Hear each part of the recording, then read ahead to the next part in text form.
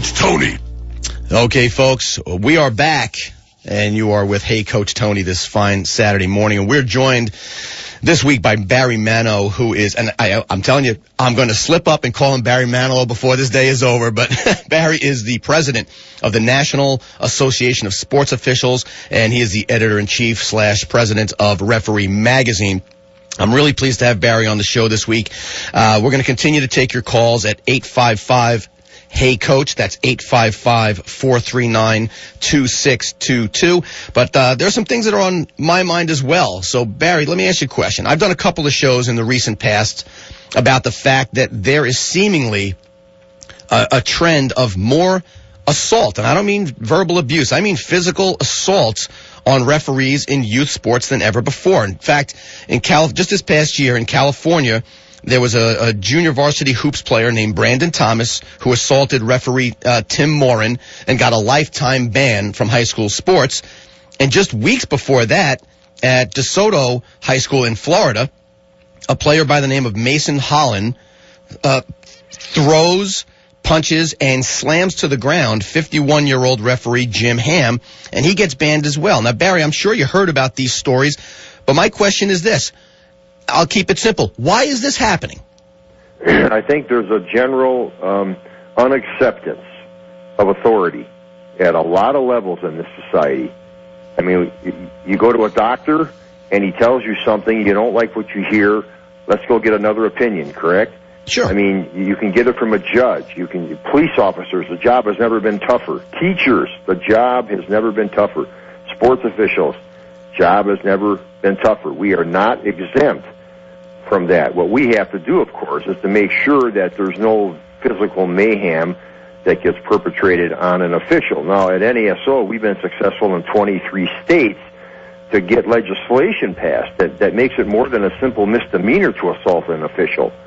So we've had to go that far, unfortunately.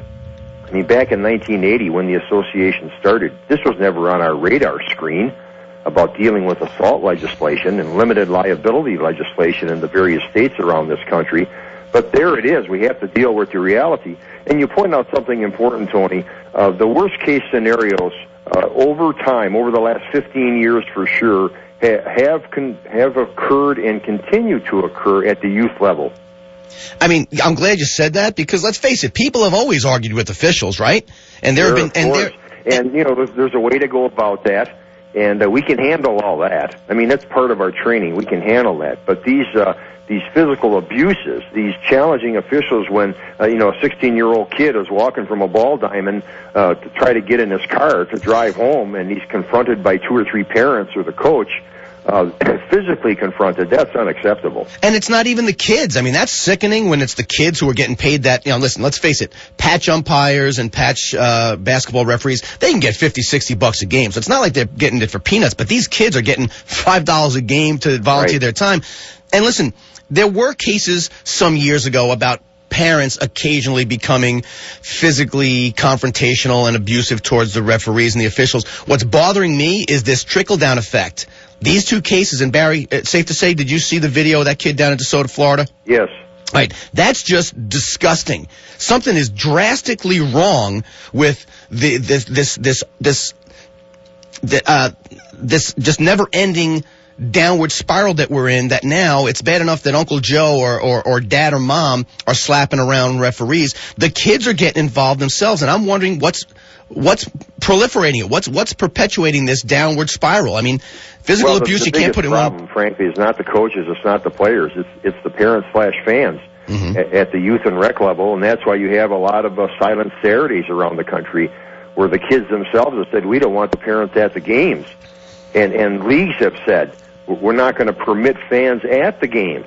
It has gotten so bad in certain places. You have contracts, as you know, that parents/fans have to sign about their behavior if their kid's going to play in a league. So a lot of very dedicated people are chipping away at this particular problem. One final thing that gets done, of course, is you put the penalty phase. I mean, if you do A, then B's going to happen to you, and we need to do that. And these contracts and listen, I've signed them. I'm a parent. I have 3 young kids that play sports, so I see it through the eyes of the coach. I see it through the eyes of the parent, and I see it through the eyes of debonair, suave, good-looking radio host. But let's face it, come on, Barry, you've seen these things as well. These contracts, these codes of conduct that we sign, they are crap. There are no teeth to them, and even when they have teeth, how often are they really enforced until the police have to come to the situation? Well, that's true. I mean, but that gets back to my A and B. I mean, we need to do something symbolic for sure. And let me say something else for this particular program. This whole thing at the youth level cannot turn on the rightness or the wrongness of the call that the official makes. Now, don't misunderstand what I'm saying. I'm not trying to be an apologist for officials making wrong calls. That's not what I'm saying. Good, because there are a couple I want to ask you about in a minute. Right, but they are going to happen, is the point. And at the youth level, it's supposed to be a teachable moment. And so it means that the official made an incorrect call. And there it is. And so let's just get on with it. We need to pick up the pieces. You know, when you get older and you go to work, this happened to me, happens to you, Tony, right? Your boss doesn't quite make a decision. That's right, in your favor. Well, what do? You accept that decision, you pick up the pieces, and you move forward. That's part of youth sports. And I think people should understand that. This isn't the NFL. You don't have the training of the officials.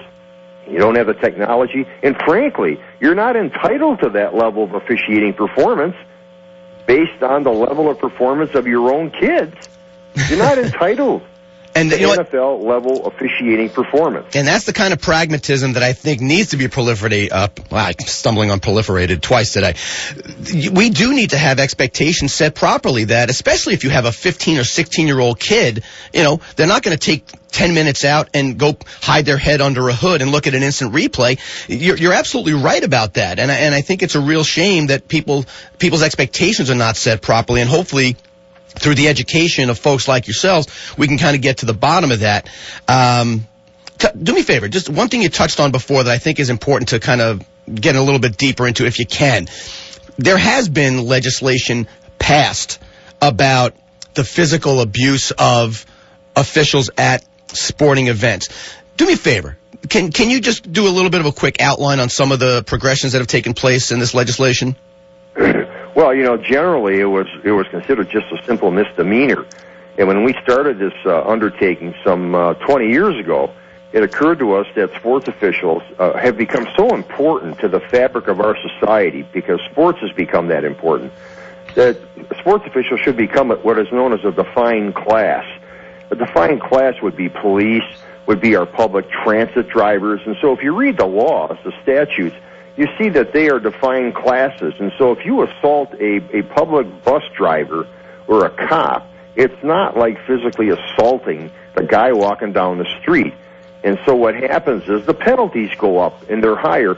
Now, does it have some mitigating effect? I think it does. But by and large, it does send a statement to people participating in sports that, look, we are not going to tolerate you knocking on these authority figures. It's not any different that if you went into a court of law and you saw somebody jump up over the bench and strike a judge, you would be horrified. Sure. You would say, no way in our civil society can that be permitted without a severe penalty. That's the way we feel about sports officials. We're out there acting as judges and in some measure as police, but by and large as judges, and we want that protection because of not only the physical well-being that it provides us, but that it says something to all of us in this society that's important. Absolutely, and I think a big part of this, and I'm sure you'll agree, is perhaps in these codes of conduct that are these pie in the sky. We all live through and see the world through rose-colored glasses. I think a big part of this is educating. I think in these codes of conduct, parents and players need to know. Guess what? If you're not aware, laws have changed, and if you become physically abusive towards an official, this is now a felony. This is now something that's punishable through these specific laws, and I think that'll start to maybe educate and change some of this behavior. We got to go to another break, man. This is going quick, Barry. This is so much fun, man. Do me a favor. I need you to stick around because we are going to go to break. But folks, you know what? Before we do go to break, I know the show ends at around 10 o'clock, and I know you got some things to do. You're going to go run some errands. You're going to go check out your kids' games, whatever. But I tell you, be sure to grab a great lunch or a dinner over at Somers 202 Tavern. There is always something good going on at Somers 202. It's located right on Route 202 in Somers. Call them today at 914-248-8888. 8100 and make your reservation.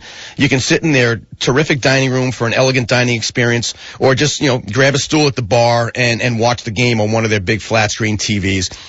Somers 202 is a place that the whole family is gonna love, so go see my buddy Joe Maz and make sure you tell him that Coach Tony sent you. Stick around, we'll be right back.